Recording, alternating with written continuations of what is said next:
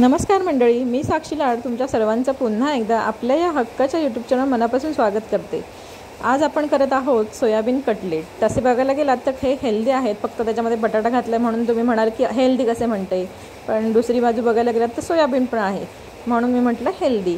तर हे कटलेट तुम्ही तुमच्या घरी नक्की ट्राय करा, खूप छान होतात आणि मुलांनाही खूप छान आवडतात। संयुक्ताने खूप छान आवडीने खाल्लेत, तर छान रेसिपी आहे, नक्की घरी करा। कृती आणि साहित्य तुम्हाला स्क्रीनवर दिसतेच आहे, तर त्या पद्धतीने तुम्ही करा आणि तुमचा अभिप्राय मला माझ्या कमेंट्समध्ये द्या। आणि मंडळीज, व्हिडिओज बघताय ना, व्हिडिओजला प्लीज सपोर्ट करा। व्हिडिओज बघा, तुमच्या फ्रेंड्स आणि रिलेटिव्स बरोबर व्हिडिओ माझे शेअर करा, जास्तीत जास्त व्हिडिओ बघा। आणि चॅनलवर नवीन असलात तर चॅनलला सबस्क्राईब करायला विसरू नका।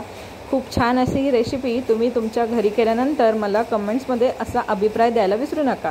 हे माझ्याकडे कटलेट शेपर आहे म्हणून मी करते, नाहीतर तुम्ही नॉर्मल कसाही शेप देऊ शकता।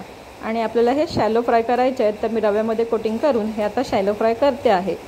आणि खूप छान लागतात, चटपटीत असे। हे तुम्ही सॉसबरोबर, चटणीबरोबर किंवा शेजवान चटणीबरोबर पण खाऊ शकता, ग्रीन चटणीबरोबर पण खाऊ शकता आणि नुसते पण खाऊ शकता। तर आमच्याकडे शुक्रवार असल्यामुळे, म्हणजे आमचा शुक्रवारचा उपवास असतो, त्यामुळे मी आमचूर पावडर आणि चाट मसाला वगैरे काही घातला नाही आहे। तुम्ही आमचूर पावडर, चाट मसाला किंवा लिंबूही पिळू शकता, त्याने अजून चटपटीत असा त्याला स्वाद येऊ शकतो। तर नक्की व्हिडिओला लाईक करा मंडळी।